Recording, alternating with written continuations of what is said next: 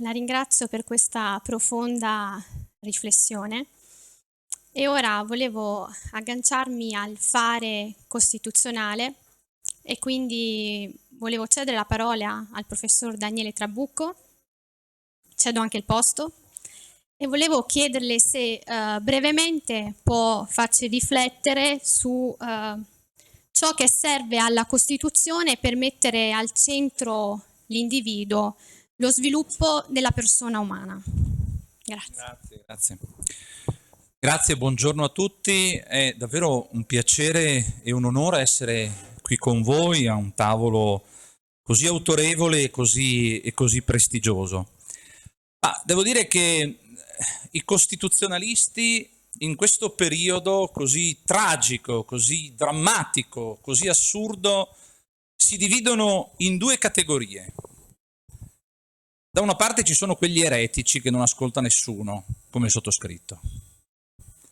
Dall'altra parte ci sono quelli che Marino Gentile definiva i costituzionalisti o i giuristi in generale, che sono enzimi del potere.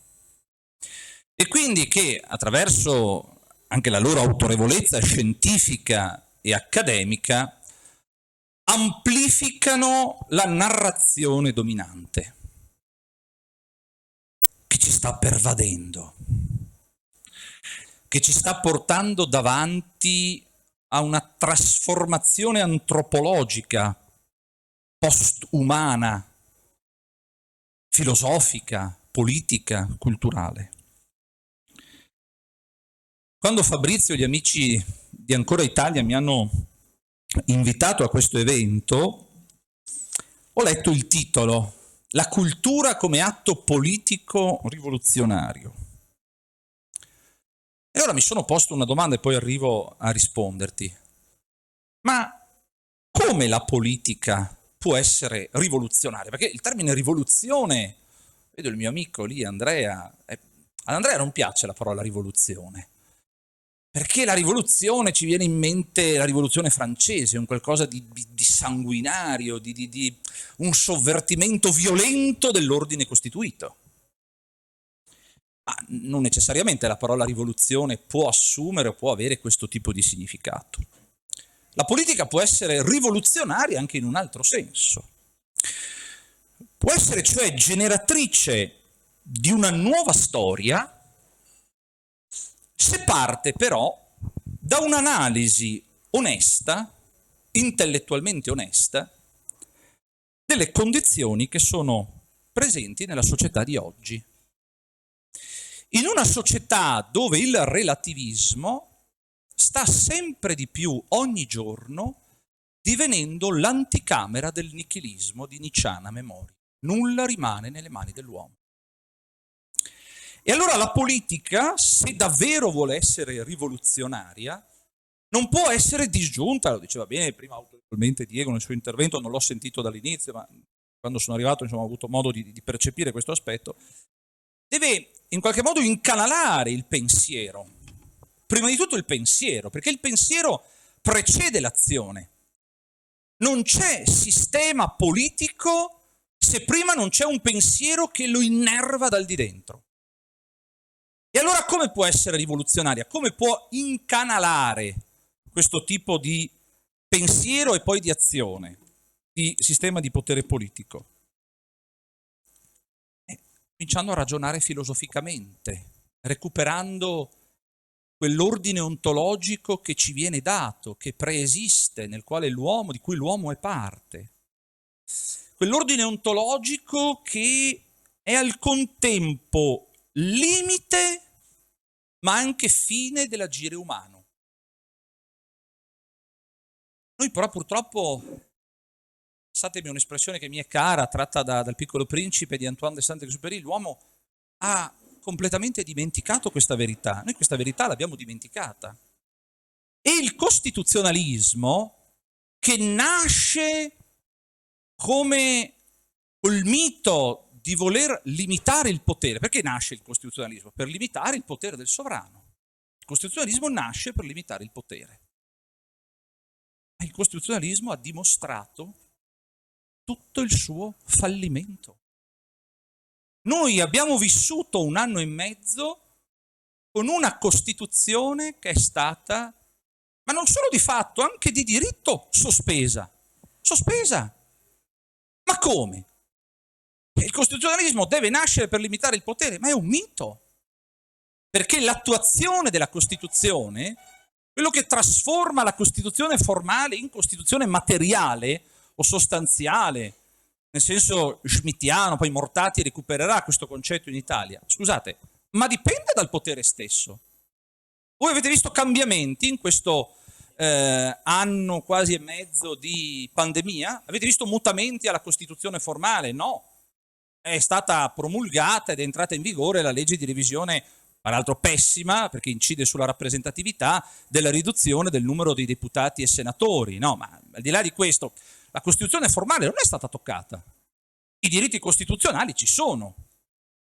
Però guardate come il potere, la legge positiva, la legge cioè sganciata da quell'ordine ontologico, quindi la legge che si fonda sull'effettività, quindi sulla forza di chi in un determinato momento storico quel potere lo detiene, di fatto è stata sospesa.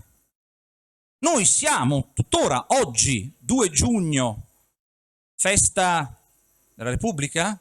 Dicono, festa della Repubblica, siamo normati, le nostre libertà fondamentali sono bilanciate, normate da atti formalmente amministrativi che sono totalmente sottratti al circuito del decisore politico e della rappresentanza politica. Cosa si può fare in una zona bianca? Cosa si può fare nella zona gialla? Cosa si può fare nella zona arancione? Cosa si può fare nella zona rossa? Ce lo dice il DPCM del 2 marzo del 2021, che è presupposto poi da tutti i decreti legge del governo, prima Conte 2 e ora attualmente dell'esecutivo in carica guidato dal professor Mario Draghi, dall'economista Mario Draghi. La Costituzione è sospesa. Quello che noi insegniamo, quello che io insegno ai miei ragazzi all'università, il costituzionalismo, il bilanciamento, no? La prevalenza di un diritto che però non può arrivare a sopprimere gli altri diritti, il bilanciamento proporzionato, adeguato, che si gioca all'interno della dialettica democratica, vive della dialettica pluralista, è di fatto affidato a un atto amministrativo adottato dalla componente monocratica del governo, in questo caso il Presidente del Consiglio dei Ministri pro tempore, che si limita a informare le Camere del loro contenuto, e questo DPCM viene poi pubblicato nella Gazzetta Ufficiale, entra in vigore senza che nessuno preventivamente lo controlli. Questa è la democrazia italiana oggi. Rendetevene conto, perché già il rendersene conto è il primo atto rivoluzionario, che la democrazia italiana è stata ridotta a questo.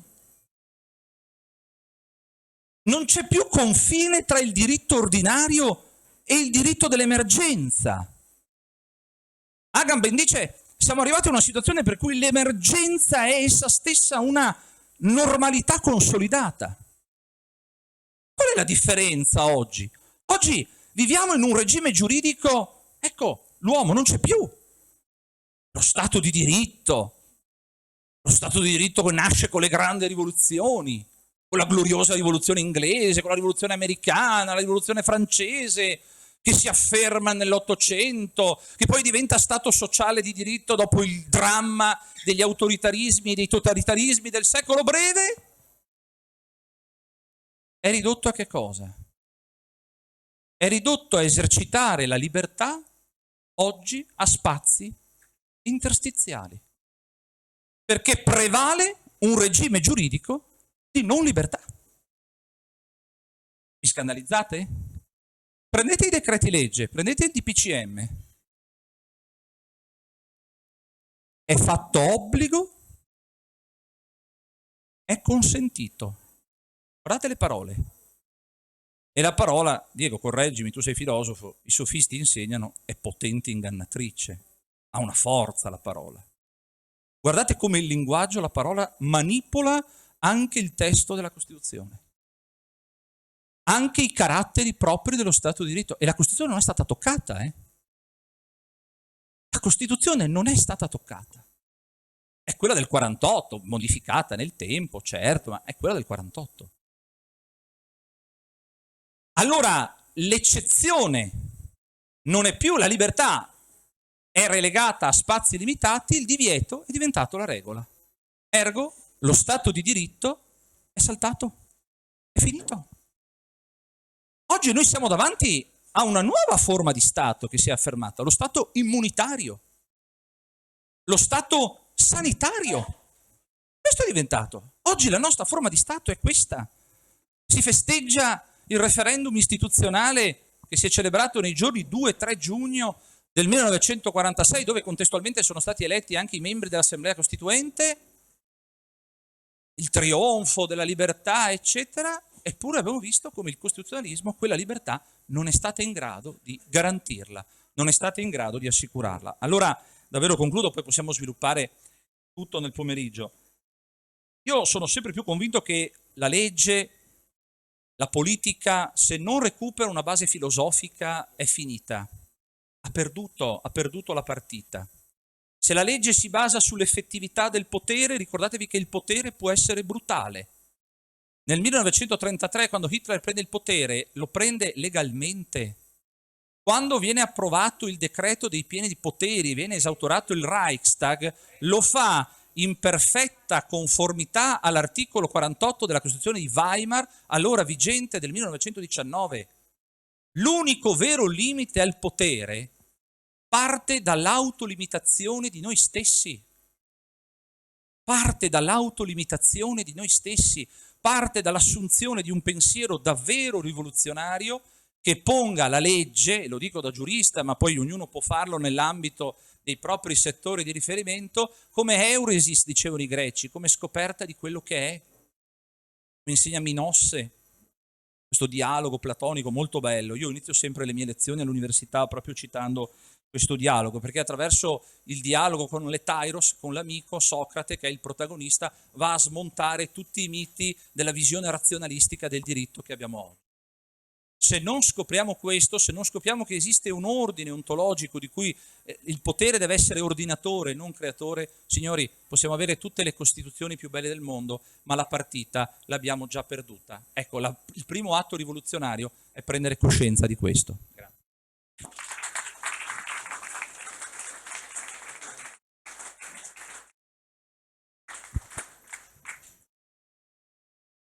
Allora, quindi quello che stiamo facendo oggi è fare cultura, mettere in atto questo cambiamento culturale. Volevo porre una domanda al dottor Guzzi. Lui nelle sue tesi si rivolge ad una nuova umanità e ci fa riflettere sul concetto di rivoluzione. Brevemente, se ci può spiegare cosa intende lei per rivoluzione.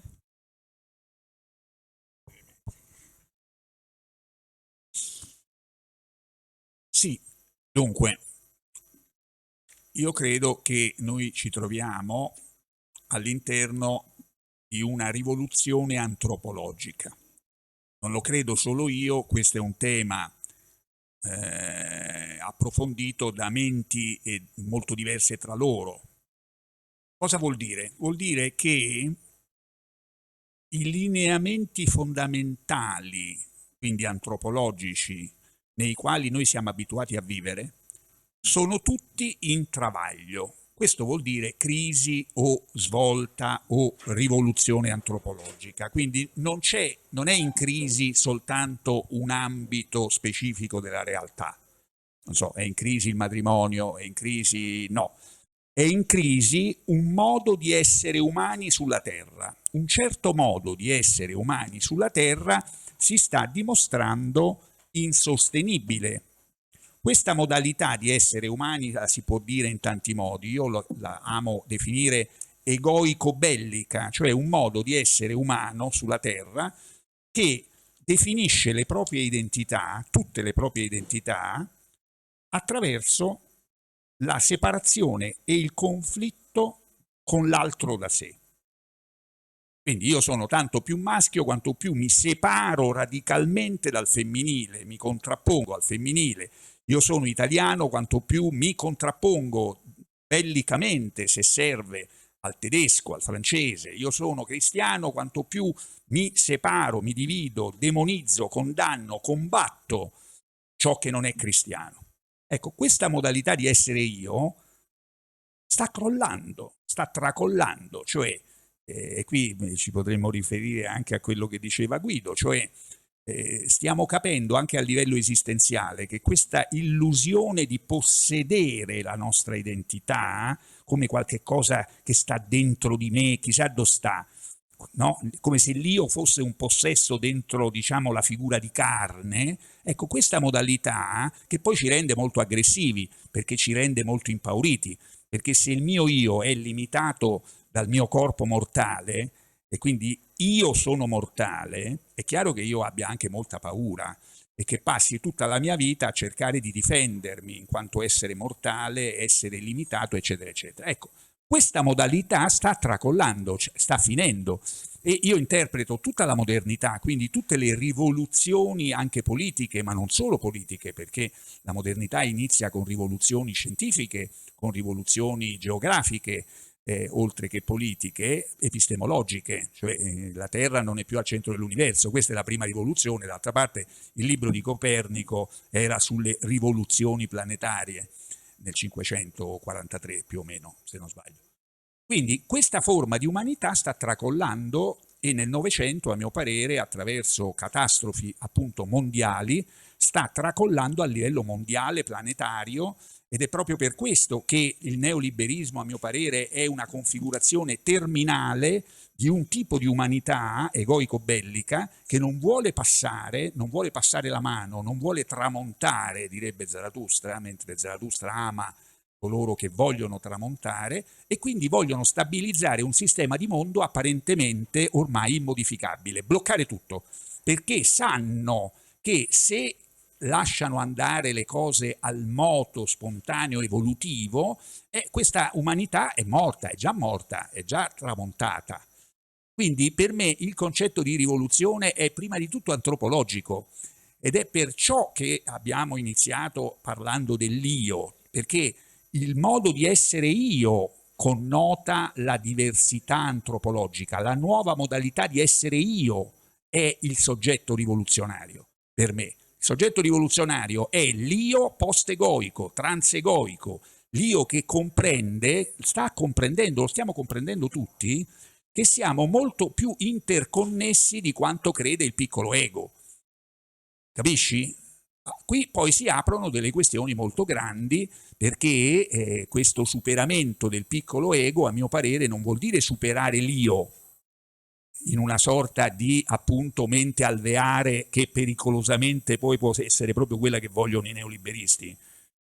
Per cui bisogna lasciare essere in un certo modo però, perché se no è proprio quello che vogliono loro, no? Mettete tranquillo, siete un alveare, lasciamo giocare chi sa giocare, che così vi governiamo noi e voi siete tutti tranquilli e magari fate pure meditazione, così vi addormentate e stiamo tutti tranquilli. Intanto il potere lasciatelo fare e gestire a chi è bravo, a chi è adulto, voi siete bambini, state nella camera dei giochi, vi prendete degli anestetici, magari anche meditativi, spirituali, psicoterapeutici, se no farmacologici, ve li diamo noi, quanti ne volete, e il potere lo date a Mario Draghi, cioè agli adulti.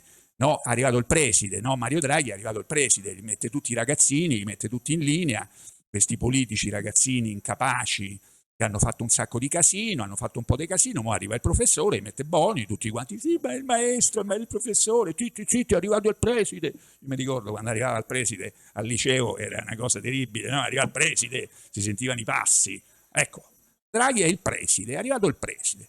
No, non è così. Lo scioglimento dell'illusione egoica è la fioritura della verità dell'io come potenza spirituale creativa. Attenzione! E qui c'è tutta una riflessione di tipo spirituale che andrebbe fatta. Cioè, a mio parere, bisogna ricollegare il concetto di rivoluzione anche moderna alla sua radice che è messianica. Cioè, noi non ci dovremmo dimenticare che tutte le rivoluzioni della modernità, anche quelle politiche, avevano una consapevole ispirazione messianica. Cioè, Cromwell era ben consapevole di portare avanti il progetto del regno. E le prime sommosse del XIV secolo, in cui si può dire iniziano le prime rivoluzioni consapevoli rispetto, diciamo, alle ribellioni plebee che ci sono sempre state, erano in gran parte animate da predicatori, da preti, che animavano il popolo proprio in nome della speranza di un mondo altro, speranza messianica, perché è solo la radice messianica che ci dice che c'è un mondo altro. Cioè, prima di Cristo, diciamo, per Aristotele sarebbe una cosa incomprensibile. Il mondo è eterno ed è sostanzialmente immutabile. Quindi che ci sia un mondo altro e quindi una rivoluzione possibile di questo mondo è qualcosa intrinsecamente messianico. Poi noi possiamo anche non avere fede, però culturalmente è messianico. Quindi questo è per me il cuore di una nuova rivoluzione, che quindi è completamente diversa da quello che giustamente prima veniva evocato. Noi dobbiamo immaginare e dare vita a qualche cosa, come la vedo io, assolutamente inedito, con caratteri assolutamente non violenti. Niente sangue, per carità, il sangue gli fa comodo a quelli, famo un po' del macello, facciamo le solite caciarate nei centri storici di Parigi, che ne abbiamo visti negli ultimi 40 anni, no? I cassonetti bruciati, tutta sta roba completamente inutile, utilissima al sistema. Così ce le fanno vedere al telegiornale 200 volte, ecco qua gli scemi che fanno il solito casino, gli idranti, la polizia, insomma, sta roba non serve a nulla. No, noi dobbiamo immaginare delle prassi rivoluzionarie anche proprio di altro colore, direi, di altro colore, allegre, ma non allegre dei stupidi, allegre perché spirituali, potenti, dotate proprio di una potenza che questo sistema non conosce. Non conosce. Questo sistema è fatto da piccoli ego tristi e incapaci di creatività. Quindi questo è quello che io immagino come rivoluzione e come anche ripresa del concetto che secondo me è necessario. Noi dobbiamo riprendere questo concetto, ma in questa modalità, diciamo, ripensata a fondo.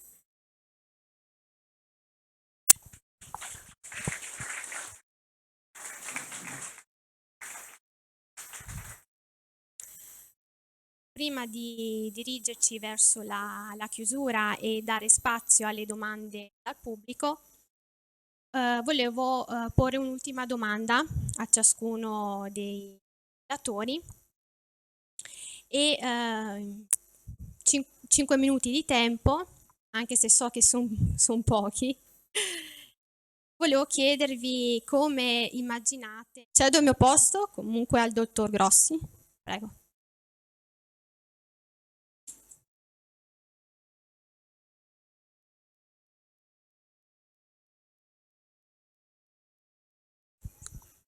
Non ho in mente una società ideale.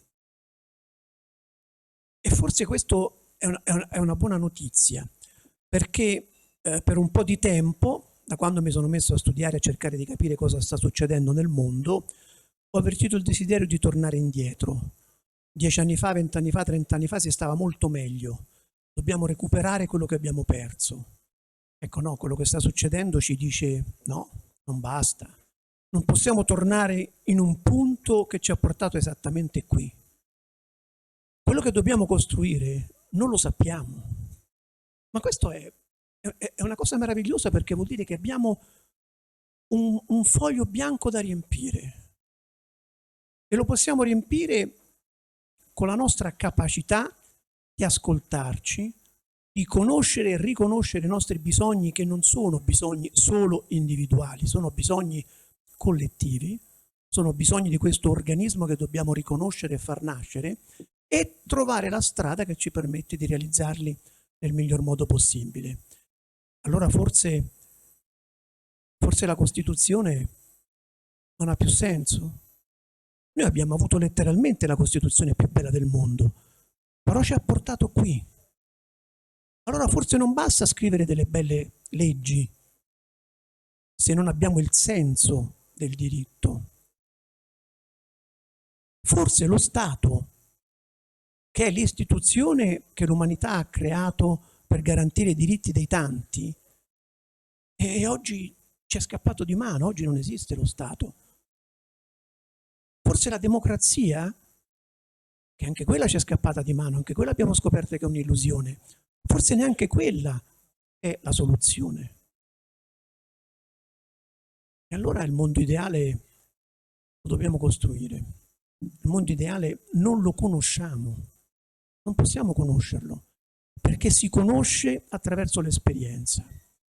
Allora un fare ideale è quello di decidere di sperimentare, di decidere di lasciare andare le forme del passato, quelle che non hanno funzionato, e decidere di sperimentare forme nuove, prendendo delle esperienze passate ciò che di positivo c'è stato, perché in ogni esperienza qualcosa di positivo c'è stato, e lasciare andare quello che non ha funzionato. Ecco, io penso che questo compito, se non altro, può riempirci di entusiasmo. Non perdere le energie a combattere chi oggi governa il mondo e che non risolve i nostri problemi, ma usare le energie per creare qualche cosa dentro questo sistema, a fianco a questo sistema, indipendentemente da questo sistema. Non combattere ma costruire. E farlo insieme, che vuol dire ascoltarci, è una delle cose più difficili del mondo.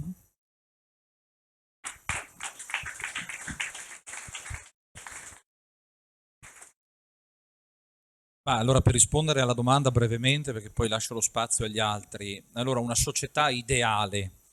Una società ideale è una società perfetta e l'uomo purtroppo non è perfetto. Perché? Perché è segnato dal limite, per i credenti è segnato dal peccato, e in particolare dal peccato originale. Quindi ci sarà sempre una contrapposizione tra la città terrena e la città di Dio, no? Ci sarà sempre questa dialettica nel senso agostiniano del termine, anche se lo scopo della città terrena è quello di tendere alla città di Dio. Ovviamente non riuscirà mai a realizzarla perfettamente. Io credo che il modello è quello di recuperare una prospettiva di giustizia nel senso classico del termine. La giustizia non è l'applicazione della legge fine a se stessa, perché la legge oggi con il positivismo è fondata, come dicevo prima, sull'effettività, e quindi la giustizia diventa in qualche modo la risoluzione della controversia sulla base di norme convenzionali decise dalle parti. Questo è il grande limite poi del contrattualismo che sta alla base del costituzionalismo 600, 700, 800 e che arriva poi al neocostituzionalismo dei giorni nostri. Recuperare un concetto di giustizia come sviluppo armonioso dei rapporti umani. Io sono molto legato al De Regno di San Tommaso, no? Quindi la figura del principe, la figura del sovrano che deve proprio tendere al bene comune. Il bene comune non è la somma dei beni singoli, dei beni individuali, ma è proprio realizzare questo ordine virtuoso.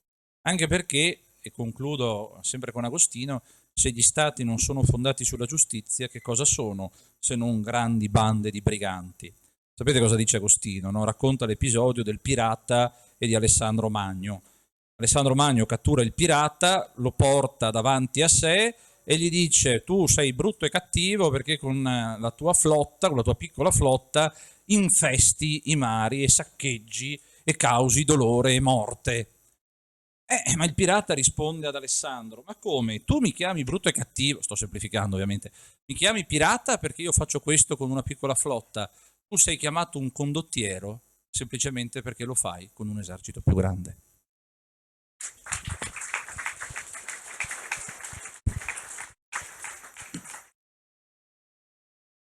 Dunque, la domanda sulla società ideale è una domanda che andrebbe problematizzata anzitutto, oltre al fatto che diventa difficile rispondere. In modo, abbiamo il diritto di chiederci quale società ideale vogliamo, non è una domanda da...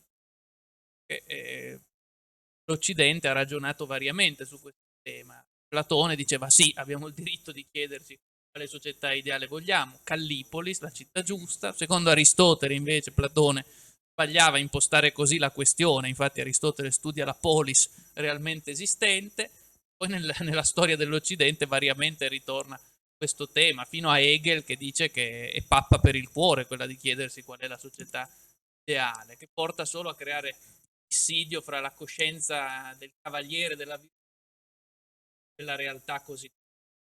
Più che dire come mi immagino la società ideale, che non importa a nessuno in fondo, vi assicuro che non meno a me come vi immaginiate voi la società ideale. Immagino che importi invece a ciascuno che cosa non ci piace di questa società, quali sono le contraddizioni di questa società in cui viviamo. Questo è a mio giudizio il modo di impostare la questione, perché se ciascuno proietta la sua immagine di società ideale, credo che non possiamo fare neanche un partito, ciascuno diventa il tesserato di un partito della sua coscienza e si resta nel cantismo del dover essere.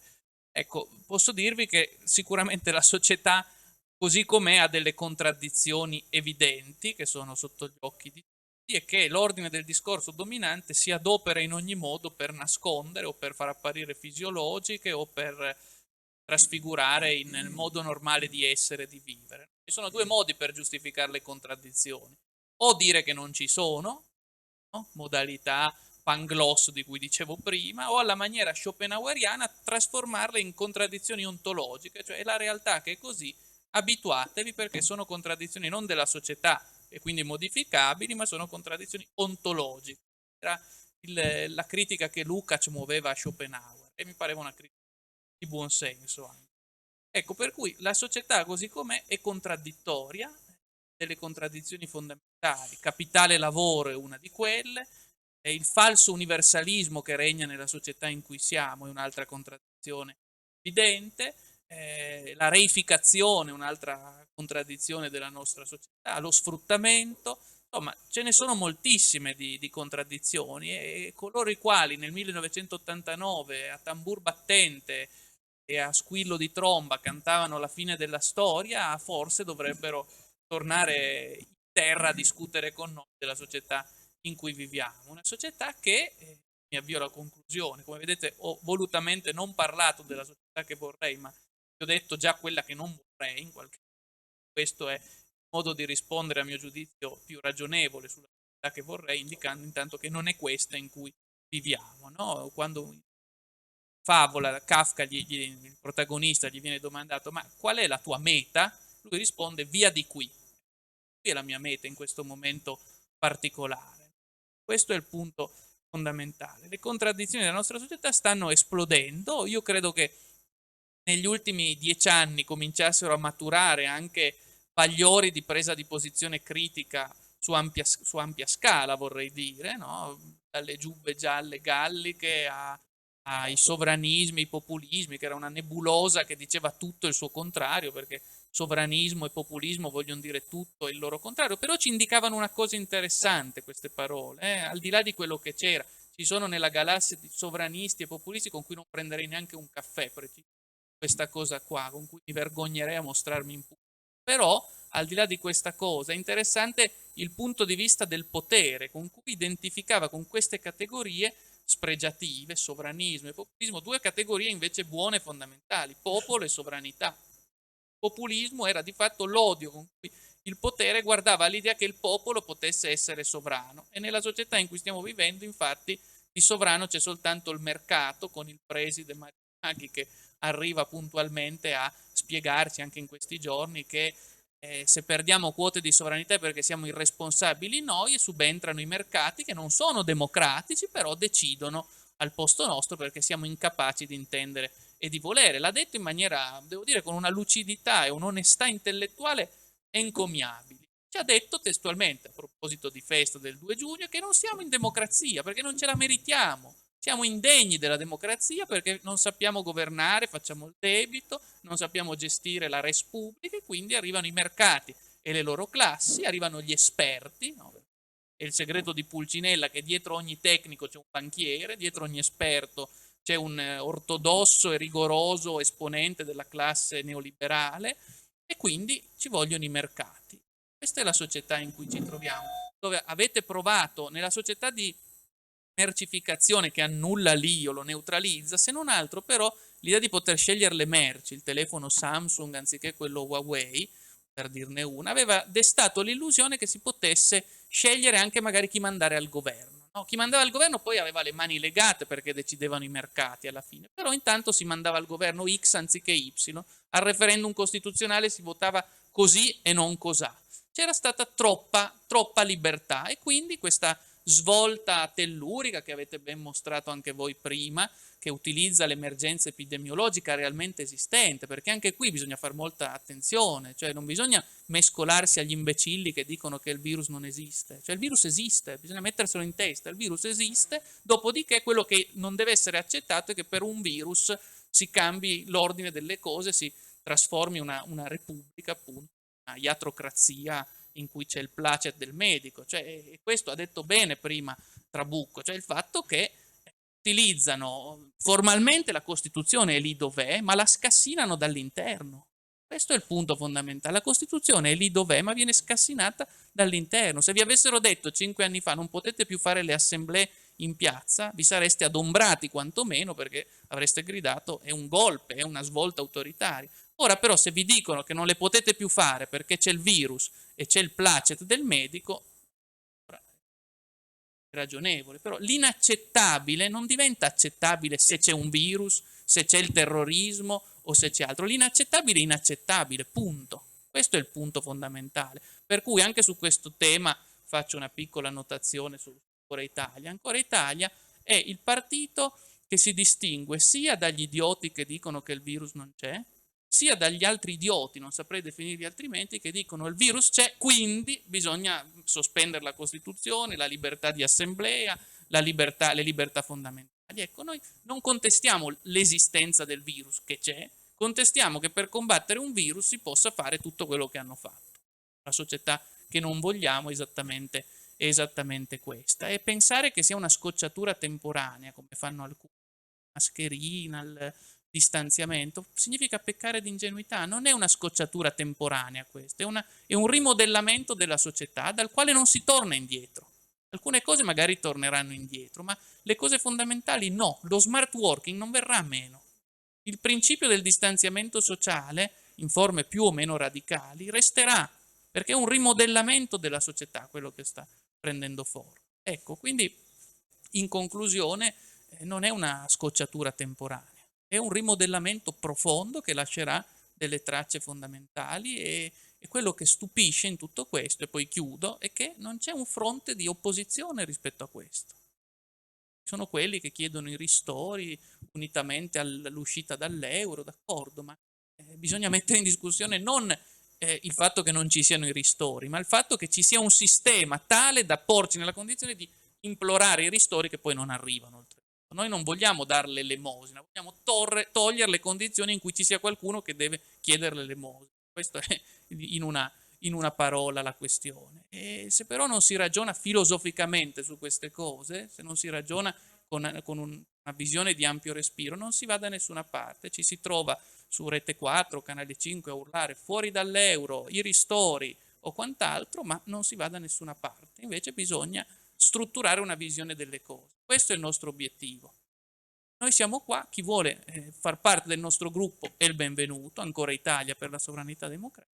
Chi non ne vuol far parte poi spiegherà ai suoi figli perché si trova in questo mondo in cui probabilmente i figli non avranno nemmeno le condizioni pessime in cui ci troviamo, ne avranno di ancor peggiori.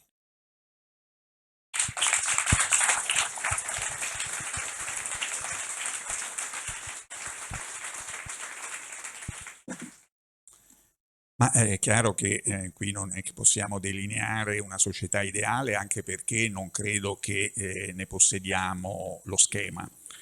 Se vogliamo dire una cosa paradossale, io direi che non scambierei questo momento della storia con alcun altro precedente. Cioè mi ci trovo molto bene dentro. Io ho vissuto ormai 65 anni della mia vita e non scambierei questo momento con alcuno, né con gli anni 2000, né con gli anni 90, né tantomeno con gli anni 80, né ancor meno con gli anni 70 che ho vissuto tutti. Questo riprende, diciamo, la tonalità emotiva da cui volevo partire, cioè sentiamo la grazia paradossale di vivere un tempo estremo. René Girard, che è un grande antropologo, diceva se studiamo attentamente il nostro mondo, per molti aspetti è il peggiore dei mondi mai finora vissuti. E noi ne abbiamo tante di motivazioni per spiegare questo, però diceva anche se lo analizziamo da un altro punto di vista è certamente il migliore. E non c'è anche da questo punto di vista molto, diciamo, da discutere. Ci sono degli aspetti della nostra vita, nonostante tutto quello che di negativo possiamo dire, che però non credo che nessuno di noi vorrebbe abbandonare facilmente o cui vorrebbe rinunciare. René Girard parlava per esempio di una certa attenzione alle vittime in generale, all'handicap o a cose del genere. Ma lasciamo perdere. Io condivido questa visione, cioè questo è il peggiore dei mondi possibili e il migliore dei mondi possibili nello stesso tempo. E questa è una visione apocalittica, cioè nella letteratura apocalittica si pensa in questo modo, cioè il peggioramento delle cose e il miglioramento delle cose procedono insieme. Questo a mio parere dà un buon clima interiore, almeno a me. Io sono molto felice, cioè sono allegro, l'allegria dei naufragi. Vengo da una linea poetica in cui essere allegri nell'Apocalisse è, come dire, lo stato ordinario. Per un cristiano questo è normalissimo, il cristiano vive dentro la fine dei tempi e ci vive allegramente, se è cristiano. Non un ego cristiano, ma un cristiano, cioè in cui l'ego dovrebbe essere in qualche modo liquidato. Quindi da qua, cioè dalla consapevolezza che siamo in un momento paradossale della storia, che è così estremamente negativo ma anche estremamente positivo, si può iniziare a lavorare. Bisogna lavorare. Cioè questo è un tempo molto propizio per ricominciare, non in se stesso. È molto propizio se vogliamo ricominciare, se vogliamo rimettere in discussione, come dicevo prima, proprio i lineamenti antropologici, incominciare di nuovo a pensare l'umano. Che progetto di umanità vogliamo costruire per i prossimi secoli? Perché di questo si tratta.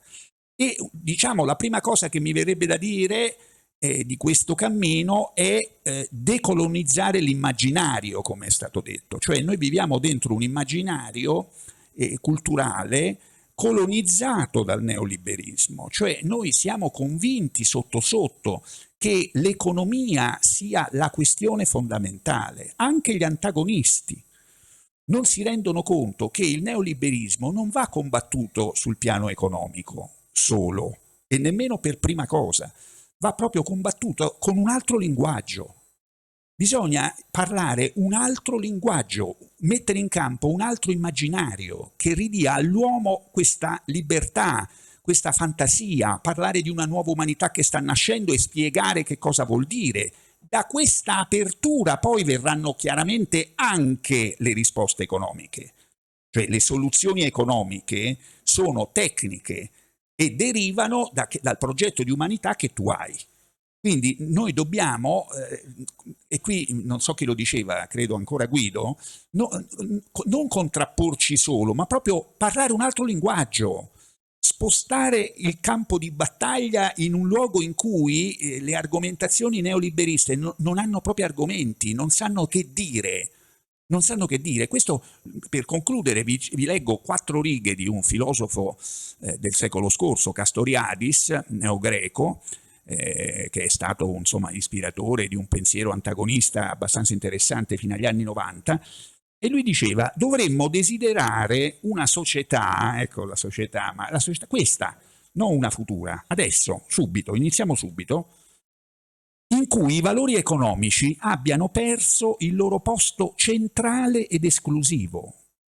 Non si parla d'altro, cioè i talk show sono delle chiacchiere, tra l'altro infondate, come mi spiega mio figlio Gabriele, che è un giovane economista molto attrezzato, che mi dice quello che dicono è tutto sbagliato, sono una marea di cose imprecise e proprio false da un punto di vista economico.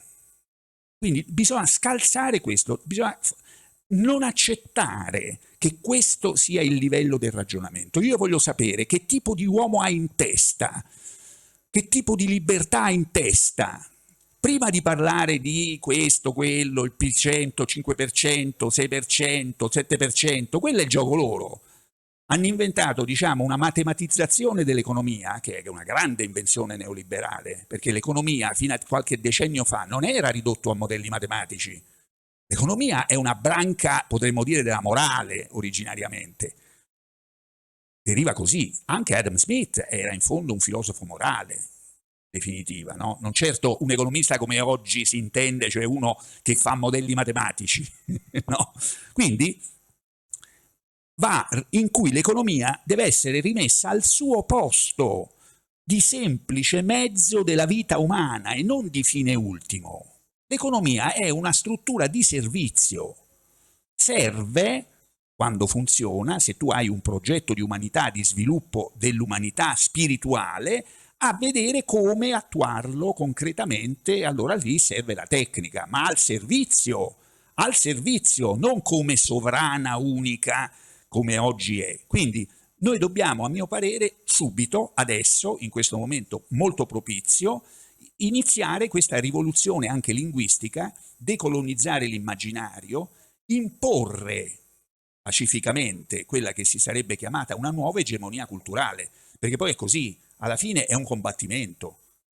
Cioè è un combattimento. Se tu, Movimento 5 Stelle, dico per fare un esempio concreto, continui a raccontare al mondo e a te stesso che la politica deve uscire dalla RAI, il che vuol dire che lasci completamente la RAI in mano agli altri, vuol dire che semplicemente sei un ragazzino. Vuoi continuare a fare il bambino? Continua, cioè a perdere. No, qui si tratta invece di mettere in RAI delle persone che abbiano la capacità di imporre almeno alcuni programmi concreti che dicano le cose che stiamo dicendo qua e che hanno audience. Ma se tu non fai una... E lì ci vuole una battaglia strategica, cioè devi essere duro, avere degli obiettivi precisi, cioè mettere nel consiglio di amministrazione uno che se non ottiene un programma fa saltare il tavolo. Questo vuol dire fare politica, questo vuol dire rivoluzione culturale pacifica, democratica e non violenta. Si può fare e questo è un buon momento per avviarne una fase nuova. Ora lascio la parola alla mia collega che leggerà le domande che ci sono arrivate. Buongiorno a tutti e gentili relatori.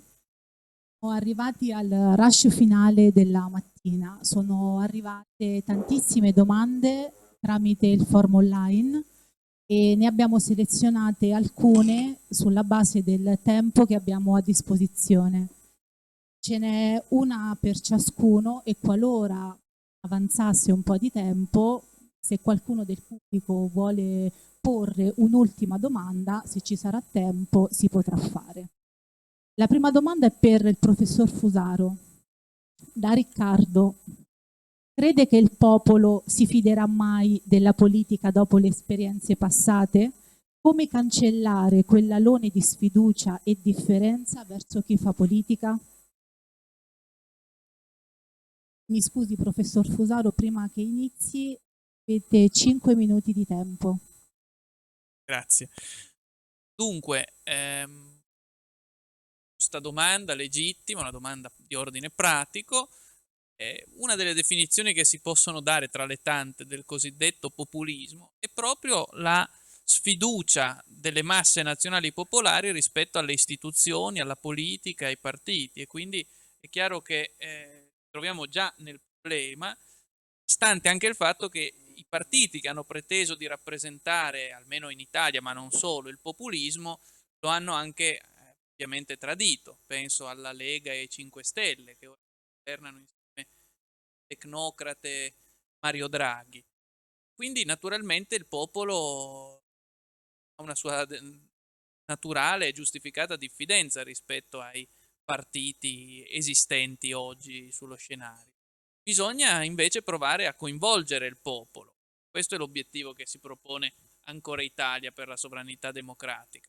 Lo fa provando ad andare a interpretare la volontà delle masse nazionali popolari. Oggi ci troviamo di fronte a una massa di partiti che si definiscono antipopulisti, con ciò esprimendo né più né meno che la loro siderale distanza rispetto alle esigenze basiche delle masse nazionali popolari.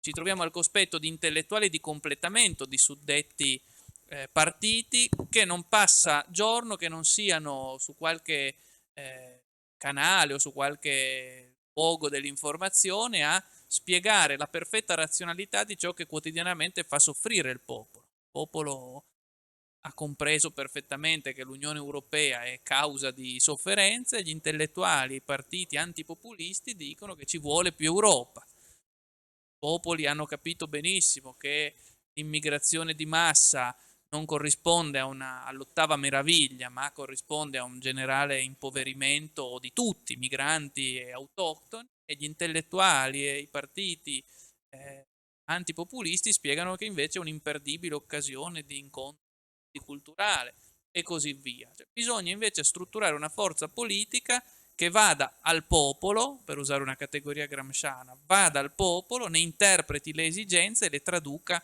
in una visione politica, che non vuol dire parlare alla pancia, come usa dire oggi, ma significa non dimenticare che oltre alla testa c'è una pancia, anche evidentemente, che se non si riempie giornalmente può anche giustamente avere le sue rimostranze da fare. Questo è il compito fondamentale, tradurre le esigenze delle masse popolari e al tempo stesso creare una soggettività rivoluzionaria, si sarebbe detto una volta, prima che la politica decadesse a slogan e a frasi vuote di politici contemporanei. Questo è il compito fondamentale, cercare di spezzare il disincanto in cui le masse nazionali popolari, così spesso tradite, sono legittimamente precipitate, provando a riaccendere la passione per la politica intesa come visione del mondo che si fa pratica e concreta. Questo dovrebbe provare a fare un partito. Oggi non mancano intellettuali non allineati, ce ne sono per fortuna, grazie al cielo, molti anche in questa sala. Uso la categoria di intellettuale in un'accezione neutra, possiamo dire come operatori della libera ragione.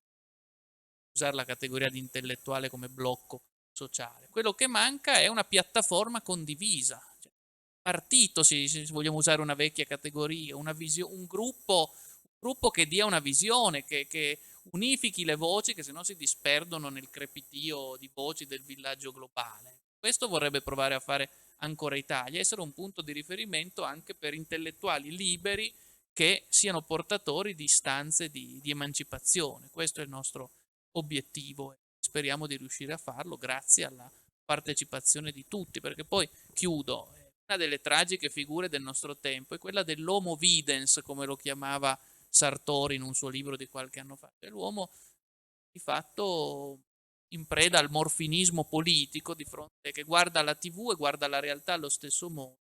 Quotidianamente ci scrivono anche su aver visto le nostre cose in rete, però con piglio passivo. Quando farete, cioè come se fossero realtà esterne loro rispetto al mondo delle lotte, del costituirsi attività pratica. Quando facciamo, semmai, quando entrate anche voi a essere parte in causa di questo processo, perché altrimenti è chiaro che non si va da nessuna parte, si resta isolati nel proprio io di cui si diceva.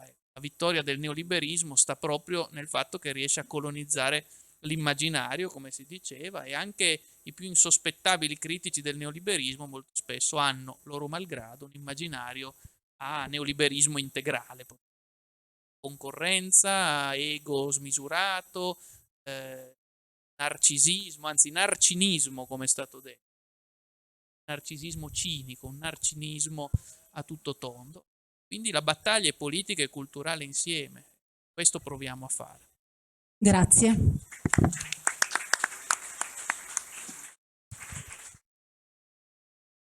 La prossima domanda è per il professor Grossi. Visto che ormai il Recovery Fund o il MES sono due facce della stessa medaglia, anzi è cosa fatta, a meno che non ci salvi qualche paese che ancora non ha ratificato l'accordo, questo comporterebbe, con i vincoli in esso contenuti, un pressoché indissolubile legame all'euro e all'Europa. C'è possibilità di riuscire a sciogliere questi vincoli e liberarci da questo gioco? Assolutamente sì, non c'è la volontà, la possibilità è enorme.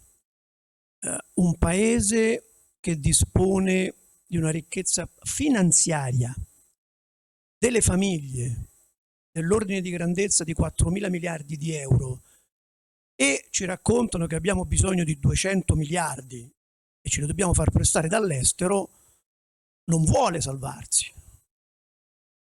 Cosa ci vuole, cosa costa al governo offrire ai propri cittadini un titolo garantito prestami 200 miliardi, io te li garantisco, questi 200 miliardi li uso per far sparire la disoccupazione, per salvare tutte le imprese, per creare gli ospedali che servono. Cosa ci vuole? Non vogliono farlo. Ci raccontano che non abbiamo soldi, ci raccontano che non abbiamo risorse, e quindi dobbiamo farcele prestare da questi mercati che sanno cosa fare. I mercati ce li danno, sono ben contenti di darceli, a condizione. Te li do, ma li usi così. Le soluzioni esistono, le possibilità sono sconfinate. Abbiamo risorse per far sparire la povertà, per far sparire la disoccupazione, per risolvere qualsiasi problema economico. Abbiamo la capacità imprenditoriale di farlo, abbiamo le risorse materiali, finanziarie, non vogliamo farlo. Le persone nelle istituzioni non vogliono farle, ma anche noi ci accontentiamo di aspettare che qualcuno scelga per noi.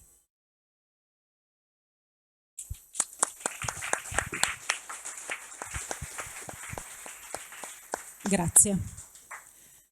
La prossima domanda è per il professor Trabucco.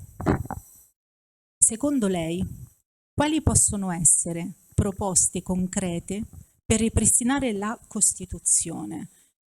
Questa domanda si articola in due parti e la seconda è: la Costituzione prevede la disobbedienza civile? Allora, tanto grazie per la domanda. Come si può ripristinare la Costituzione? La Costituzione, abbiamo detto, che viene attuata dal potere, quindi è il potere che deve in qualche modo farsi interprete dell'attuazione costituzionale.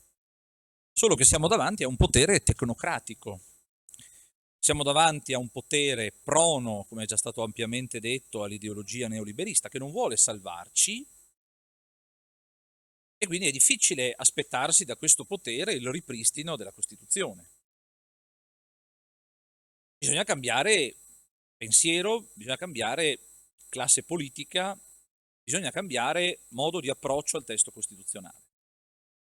L'unica cosa che io mi aspettavo, ma sono io probabilmente troppo ottimista in questa fase di emergenza sanitaria, è che ci fosse un sussulto di dignità da parte di quell'organo costituzionale che si chiama Parlamento italiano, che, se guardate, in più di un anno è stato da una parte marginalizzato, dall'altra esautorato.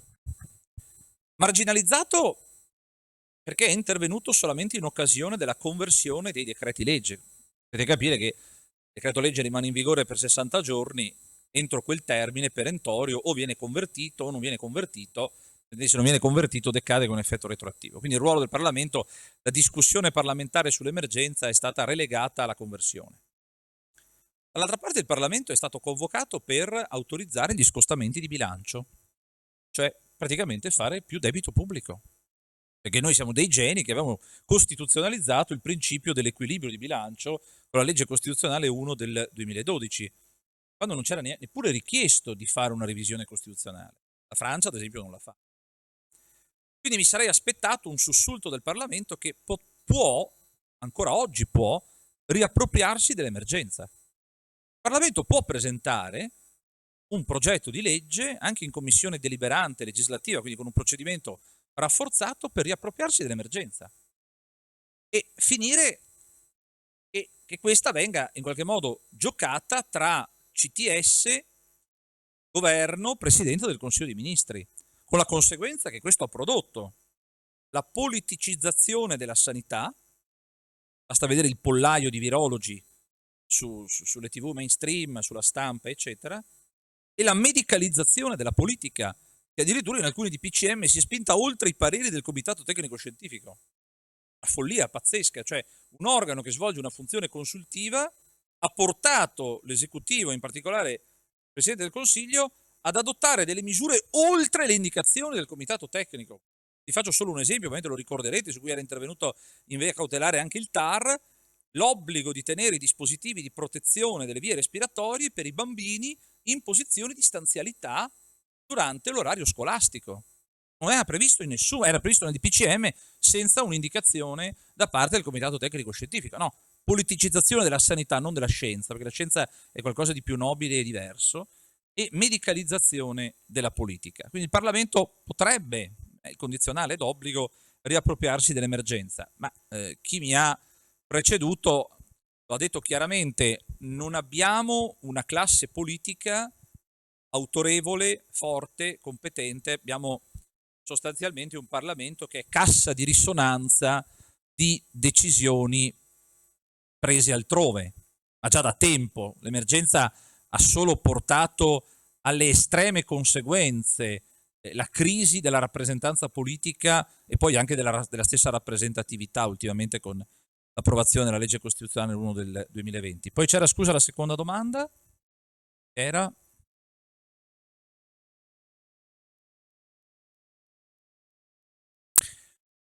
Allora, la Costituzione prevede la disobbedienza civile. Allora, il problema è molto dibattuto. Allora, da un punto di vista formale non c'è nessuna norma della Costituzione che preveda la disobbedienza civile. La dottrina maggioritaria, quindi gli studiosi che si sono interrogati, escludono che ci possa essere un potere, un diritto potere di disobbedienza. No, ma perché questo? Perché noi ragioniamo con un concetto di valido-invalido, quindi una norma è valida e quindi si trova nell'ordinamento, produce i suoi effetti giuridici in un determinato tempo e spazio, fino a che non interviene la Corte Costituzionale ad annullare quella norma. Quindi no, no. Ovviamente nulla vieta che come atto volontario io possa anche non ottemperare alle norme, però sono poi consapevole che vado incontro a una determinata sanzione. Se io non indosso la mascherina, mi viene comminata una sanzione pecuniaria perché commetto un illecito amministrativo in base all'articolo 4 del decreto legge 19 del 2020. Se ragionassimo in una prospettiva però non neopositivistica ma giusnaturalistica, davanti alla legge ingiusta si può e si deve disobbedire, come insegna Tommaso. Solo che noi purtroppo il giusnaturalismo ce lo siamo dimenticati e ci troviamo davanti, io non ho, devo dire la verità, il mito della Costituzione, non ho il mito della Costituzione.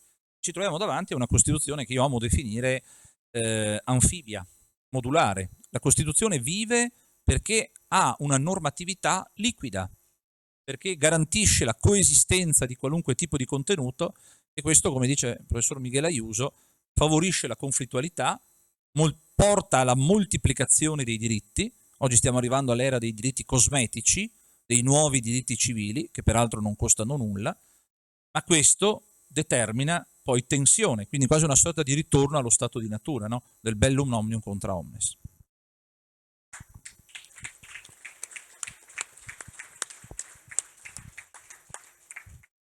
Grazie. Domanda per il professor Guzzi. Se domani potesse riformare il sistema scolastico italiano, cosa cambierebbe nel rapporto insegnante-discente? Che materie aggiungerebbe o toglierebbe? E come modificherebbe il modo di insegnare? Dunque, sempre in fedeltà a quel realismo che cerco di seguire, quindi è difficile che mi abbandoni a sogni idealistici nel senso deteriore, non della filosofia idealista. Io penso che oggi la scuola, come tutta la società, come dicevamo, sta vivendo un travaglio radicale. E quindi quello che vedo è un ceto insegnante, come in generale tutto il ceto educante, quindi anche i genitori, che sopportano un travaglio antropologico sulle loro spalle senza avere aiuti e senza nemmeno essere consapevoli di quello che vivono. E cioè che le grandi difficoltà che si trovano a dover affrontare non è che sono determinate da loro carenze, mancanze, ma sono determinate da un passaggio vorticoso storico-culturale dentro il quale siamo tutti e che quindi anche i ragazzi che si trovano davanti ai loro sguardi stanno vivendo. Quindi io la prima cosa che farei, perché questo si potrebbe fare, è incominciare dei percorsi di formazione permanente degli insegnanti. Come diceva un grande pedagogista, Il più grande problema degli adolescenti sono gli adulti, per cui bisogna partire dagli adulti oggi, a mio parere.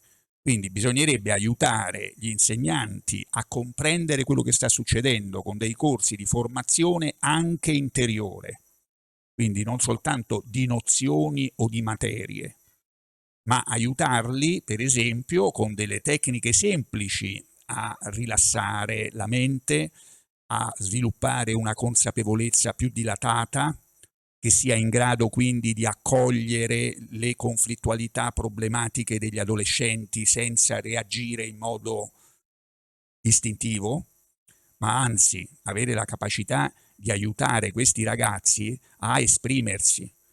Oggi c'è questo in atto, questi adolescenti che io chiamo generazioni apocalittiche, che anche noi lo siamo, ma sempre di più, hanno bisogno, un estremo bisogno di poter comunicare sentimenti caotici che li abitano, e spesso la scuola questo non dà né il tempo né il modo di farlo. Ma questo non lo possiamo fare se gli insegnanti non vengono in qualche modo formati ed educati a farlo innanzitutto tra loro e con se stessi. Quindi io penso che la prima cosa, prima di pensare a materie, diciamo, a discipline, quello poi si potrà anche fare, ma bisogna incominciare a capire come possiamo essere umani, essere meno infelici in classe, come possiamo aiutare questi ragazzi a essere meno contratti, meno tesi, meno impauriti, meno confusi. Questo lo si può fare con qualunque materia. Cioè io posso insegnare italiano, dico per dire, e inserire dentro la mia didattica di italiano delle modalità in cui aiutare gli studenti a fare qualcosa di questo. Non è difficile da immaginare, no? Basta prendere una poesia e aiutare gli studenti a risuonare emotivamente con certi versi, invece di tormentarli magari con una serie infinita di nozioni inutili come ho dovuto subire io, che nel mio liceo, in cui io ero già uno scrittore di poesia, ma tutto pensavo meno che avesse a che fare quello che facevo io con quello che mi insegnavano a scuola. Cioè io pensavo fossero proprio cose che non avessero niente a che fare. La poesia che imparavo a scuola e la pratica che io facevo tutti i giorni col mio quadernetto. Ma uguale si può fare secondo me anche con una materia scientifica, paradossalmente. Quindi ancora una volta, e qui torniamo al titolo di questo incontro, il problema è culturale, cioè noi dobbiamo collaborare ad una grande rivoluzione culturale che cambi alcuni concetti, che debelli per esempio questa modalità aziendale in cui anche la scuola è precipitata, con i crediti e i debiti, no? Basta il termine. Cioè abbiamo inserito il neoliberismo anche nei termini dell'apprendimento. Quale credito? De che? Quale debito? Quindi è quello il fuoco è culturale, ci vorrà del tempo. Le grandi riforme della scuola nascono da grandi pensieri innovativi filosofici, perché la pedagogia è un settore della filosofia, un'espressione della filosofia da sempre. Oggi le riforme peggiorative che abbiamo visto in questi decenni nascono essenzialmente da una mancanza di pensiero e quindi mettono delle pezze, capisci? Credono di fare la riforma assommando materie, no? Vi ricordate? Un computer per banco, no? Queste sarebbero le grandi riforme, questa sarebbe la digitalizzazione, questa sarebbe l'innovazione che ci promettono. È sempre lo stesso discorso. È un progetto più o meno consapevole di distruzione dell'io come spirito.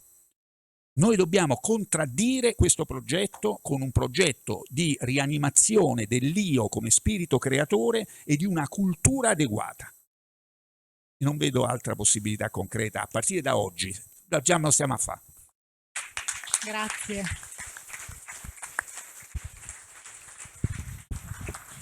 Grazie. Prima di salutarci per il pranzo, abbiamo lo spazio per una persona, per una domanda. Se c'è qualcuno del pubblico che vuole venire a porre una domanda ai relatori, è benvenuto. Dovrebbe avvicinarsi qui. Altrimenti ne ho una io.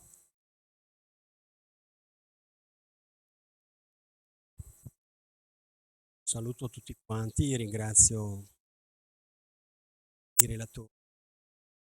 Devo dire che vi ho seguito in questi tempi, programmi sui vari canali che si prospettano, per cui chi vuole dare testimonianza che chi vuole, c'è una piccola percentuale di persone che, se vuole, tutto sommato queste cognizioni, questo modo di pensare lo trova. La dicotomia, che si traduce poi sempre in dicotomia, filosofo, no, non sono riuscito a fare di più, però la dicotomia che permane è: come cellula siamo e dobbiamo perfezionare questa rincorsa, questa riscoperta del proprio io, della nostra trascendenza, del nostro animo, della nostra consapevolezza, che è, secondo me, un fenomeno prettamente individuale, saperlo conciliare e tradurlo in fatti per porsi in questi organismi che, come il corpo umano, hanno delle specificità, e quindi dovremo trovare delle soluzioni di fare questo tipo di evoluzione che in realtà l'istruzione, la pubblica istruzione, io percepisco, ci ha fatto regredire negli ultimi 40 anni. Siamo meno, abbiamo un quoziente di intelligenza diminuito, secondo me. E quindi trovare, questa è la domanda che dobbiamo porci tutti, rendere compatibile il fatto di essere cellula e quindi di essere coscienti, consapevoli, di avere la nostra individualità, però metterla al servizio di di vari organi di cui andremo a costituire l'ossatura, lo scheletro, per poter pervenire a questa trasformazione che non deve essere antagonista, ma deve essere un fenomeno collaterale, un mondo altro per formare e ottenere il risultato che ci proponiamo, e quindi dare contenuti a questo concetto nuovo di non fare guerra, ma di fare veramente una trasformazione, ma in senso positivo e non negativo. Grazie. Viviamo nella scuola delle competenze oggi, non è più la scuola del sapere, è la scuola delle competenze. Una volta ti insegnavano com'era strutturata la bicicletta, adesso ti insegnano chi chiamare quando cade la catena della bicicletta. Cioè manca proprio quella dimensione del sapere olistica che purtroppo è tutto. La scuola delle competenze è anche sulla raccomandazione dell'Unione Europea. Cioè proprio abbiamo completamente perso, il sapere si è assolutamente frammentato. Allora, ovviamente massimo rispetto per la figura del Presidente della Repubblica, premetto questo. Allora, rispondo da un punto di vista tecnico, ovviamente. Il nostro Presidente della Repubblica nel sistema costituzionale italiano è stato definito l'organo più enigmatico che ci sia. Questa espressione non la dico io, che sono un signor nessuno, ma l'ha detta un grande costituzionalista, il professor Paladin, giudice della Corte Costituzionale, ha una posizione, lui è un positivista, un normativista, insomma molto distante dalla mia prospettiva, che è quella di essere un giusnaturalista classico, come avete capito, ma sicuramente di una grande levatura culturale e giuridica. È una figura enigmatica perché in qualche modo il suo ruolo dipende dalla forza o dalla debolezza delle forze politiche che sostengono poi in Parlamento un determinato esecutivo. E allora davanti a maggioranze deboli, fragili e delegittimate, governo Conte 2, governo Draghi, questo è favorito anche, non solo, anche dal sistema elettorale, si dice che il Presidente della Repubblica è una fisarmonica, viene definito così dalla dottrina, quindi si amplia la fisarmonica perché i suoi poteri in qualche modo sono più incisivi e quindi può arrivare in alcuni casi anche a determinare, può partecipare indirettamente alla determinazione dell'indirizzo politico.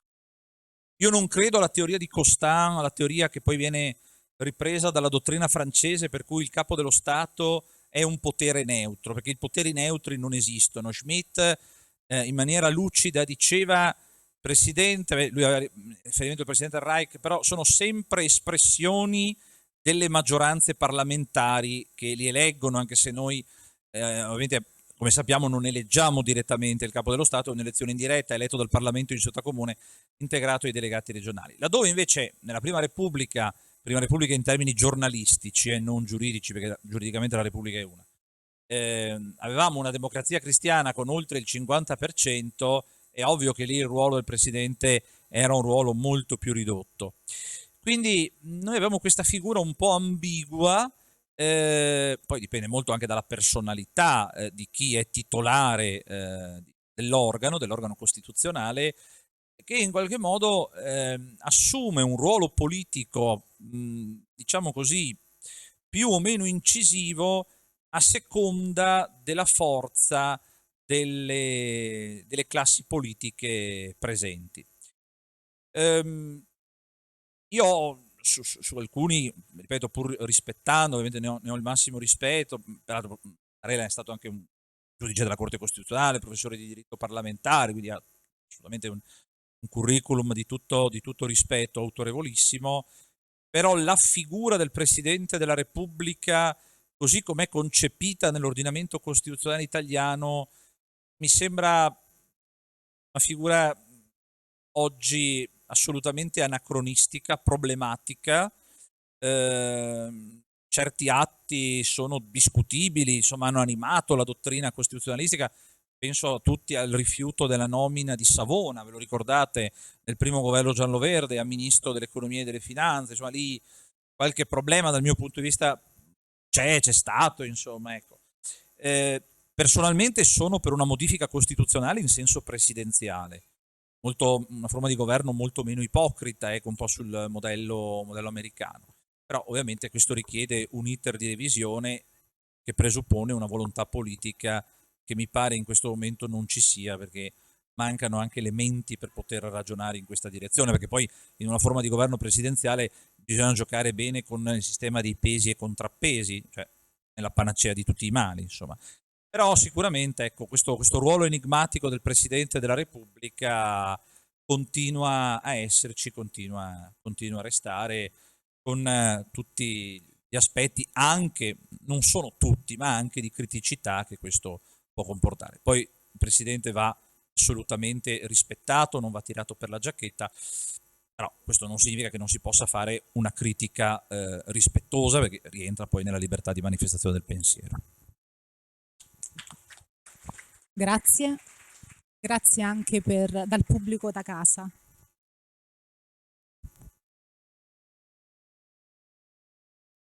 Prima di condividere il pranzo, sentivo di ringraziare di cuore gli ospiti che sono qui presenti. Vi ringrazio per i vostri studi, il vostro impegno e le conoscenze che ci avete trasmesso oggi. Poi volevo salutare e abbracciare Nino Galloni, che non è riuscito a venire oggi. E poi salutare e abbracciare Mauro Scardovelli e augurargli una pronta guarigione. Mauro, ci serve la tua presenza, le tue conoscenze. E ci troviamo qui alle 3 e volevo augurarvi buon pranzo. Grazie. Il pranzo è giù.